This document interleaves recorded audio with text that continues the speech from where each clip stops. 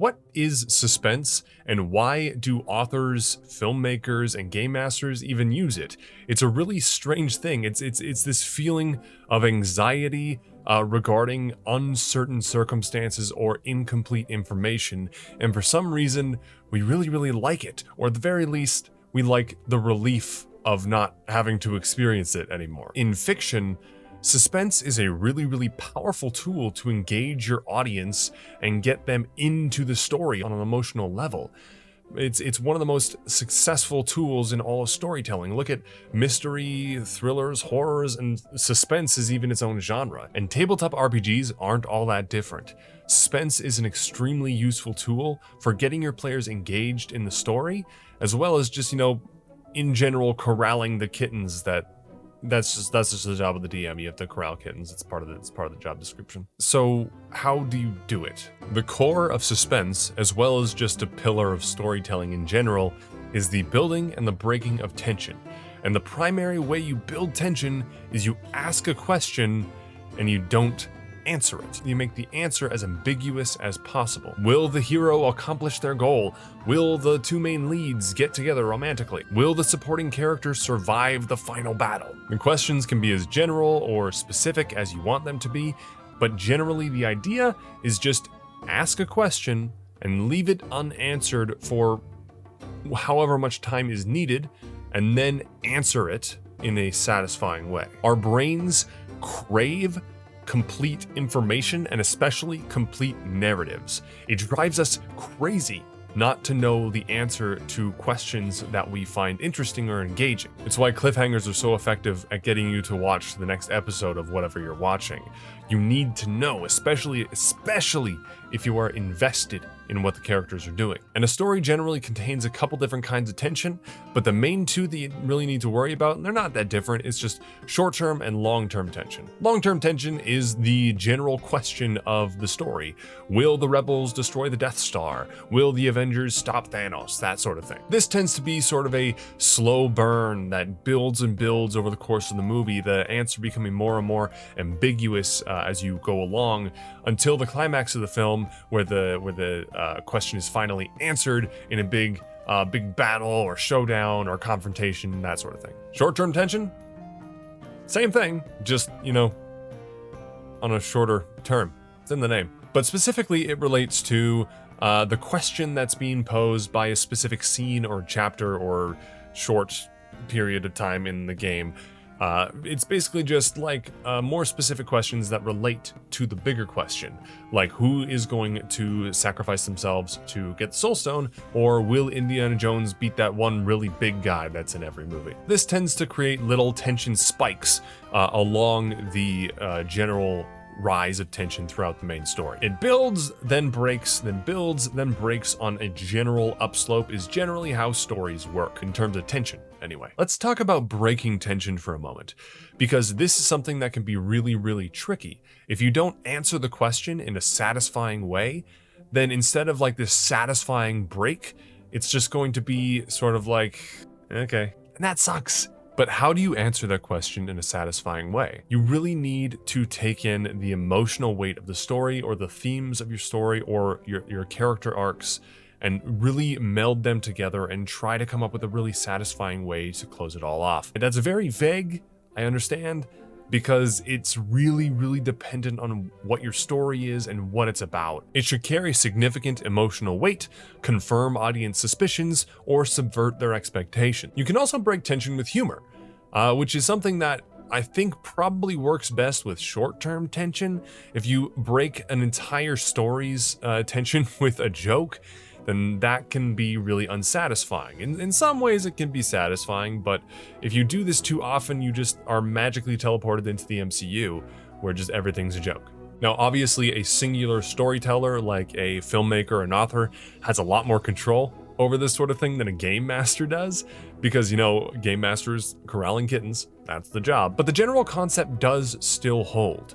Ask a question, don't answer it for a while, a big question anyway, and then have smaller questions that you can answer more quickly, and then in the end, satisfy your audience with a good answer to that question. Okay, so that's like some storytelling 101 out of the way, but how do we do that for games specifically, like tabletop RPGs? Well, one of the absolute best ways is to lean into character agency. You need to take the things that your players and their characters care about and then use that to create tension. Mine your player characters' backstories for everything they are worth. If they have a missing parent, decide where that parent is and tie it into your main story. Make it a mystery that they have to solve. It's my experience in tabletop RPGs that your players are much more likely to engage with something that they had a hand in creating, or if it was a choice that they made. Take a look at the choices your characters have made in-game, as well as the choices they made in their backstories, and use those to create tension by threatening the lives or livelihoods of the people that they care about, or like threatening them with like a rival maybe they wrote about. And an important thing to keep in mind is when you are asking these questions related to your characters' backstories or choices or whatever, try to keep as many answers to that question as plausible as possible. I think it's important that your players aren't like confident in their answer to the question. And you don't only need to threaten other people or livelihoods or anything like that. You can challenge them on their beliefs and their values. This might be a little bit difficult at the beginning of a campaign, since basically all characters are at best half-baked at that point. But once they're a bit better developed through play, this can be a really interesting thing to do. If you have a classic lawful good paladin, maybe make them see the corruption within the organization that they serve. If you have a chaotic neutral rogue, maybe make sure they see the suffering that their selfish choices brings about. It might make them question their beliefs and think more deeply about how they saw the world. And that can add a lot of tension too when they aren't sure if they're in the right anymore, especially with good characters. Okay, so now you have found some things that your player characters really care about. And the next step is to build mysteries around those things. Mysteries are awesome. They are the most open and honest ways of building suspense and tension, because like it's literally just a genre about asking and answering questions, like who murdered the old man in the mansion and stuff like that. For a long time, especially when it came to D&D, I just thought that like mysteries were above my pay grade, like they were too complicated and difficult to actually like create. But then I sort of started doing them accidentally just because I wanted to create some tension in my game. And like, turns out it's a lot easier than I thought it would be. So the first thing that you have to do is create sort of a scenario around a specific plot hook that has to do with something that your characters care about, as we established earlier. How the scenario played out and what exactly happened is entirely up to you. It could be the murder of one of their friends or family members. It could be the theft of a magic item, something that they don't have all the information for. And then sort of devise a semi-complex plot around this happenstance. Like, how did it come about? And why is it not as straightforward as it seems like it should be? I say semi-complex because you don't want it to be so easy that they look at the crime scene or whatever and are like, oh yeah, I know what happened here, and like they're totally right. You don't want that, but also these are D&D players that we're talking about here. We've all seen the memes about Googling 4th grade puzzles to put in your D&D game, because anything more complex than that really throws players off. And as your players investigate the circumstances of the mystery, every time they succeed at something or like find something or are clever in their investigative methods, you want to feed them crumbs. Just give them little crumbs, you know, as a treat. It has to be enough that they experience a little bit of a dopamine rush, but also you want enough there that they are pointed in another direction to find more clues. You can probably give them a little bit more information than you think you can. Because keep in mind, I was blind to this for a long time, but you do have the full context for the mystery, and they do not. Also, this is a dice game. This game involves rolling dice all the time. That is a built-in tension building mechanic. It's great. The idea of asking for a skill check or an attack roll is asking a question that will have an answer momentarily when the die finishes rolling, and you barely have to do anything. If you want to see really great examples of this, watch the show Dimension 20. In that show, they have this mechanic called the Box of Doom. Whenever there's an important or impactful roll that's about to happen, Brendan Lee Mulligan will bring out this box that has a camera in it, and whoever is rolling will roll in it, and the camera will be watching it, and everybody will be like holding their breath, waiting for the die to finish rolling. Another great tactic really has nothing to do with die rolling or asking questions or anything like that. It's purely creating atmosphere at the table. You can play tense music, high strung out notes.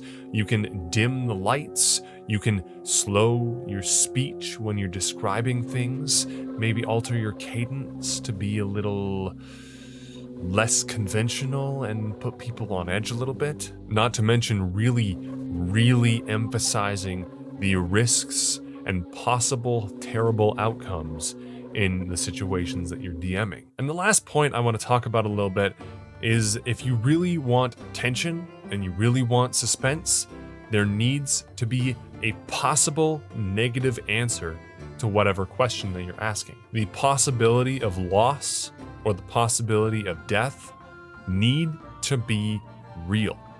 If you're looking to create suspense. If you're not looking to create suspense at your table, then throw this whole video out. Why are you watching this? I don't know. But there needs to be some sort of emotional weight attached to the question, and if they don't get the answer that they want, it's gonna be bad. And this is possibly one of the reasons why people online, when they talk about building encounters, they're always wanting to build challenging encounters. And by that, I don't think they always mean like something that challenges the player's skills. I think often what they mean is they want their encounters to feel like they are dangerous. Designing encounters is like this whole other video that I'll tackle eventually.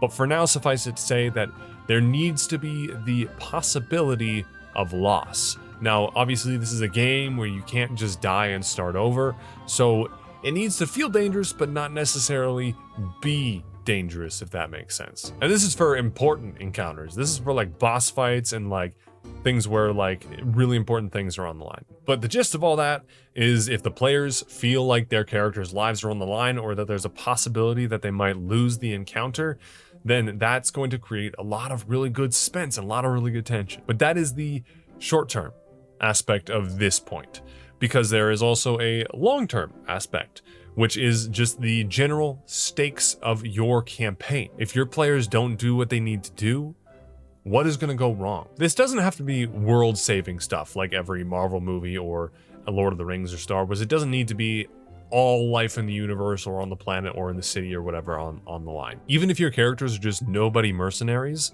if you want tension, if you want suspense, there needs to be more on the line than a bag of gold. It could be the survival of their mercenary company. It could be exposing a corrupt noble who's been cheating the town out of money. But assuming you're not doing just one arc, generally you want the stakes to be raised every once in a while. And even just within one story arc, raising the stakes at near the end of the story creates a nice bump in tension. Well, that's kind of all the tactics and all the things that I wanted to go over today.